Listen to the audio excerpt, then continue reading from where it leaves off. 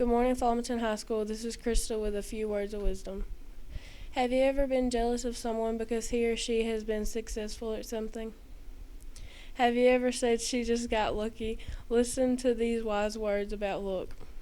Luck is what happens when preparation meets opportunity.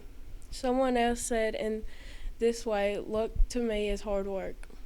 Sometimes we make our own luck by working hard, so we will be ready when a good opportunity comes our way.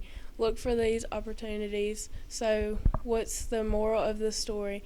If you want to be lucky in life, you need to get prepared for what it is you want. So, study hard, get a good education, and be prepared. You'll be ready when luck comes your way. With something to think about, this is Krista. Make it a great day or not, the choice is yours.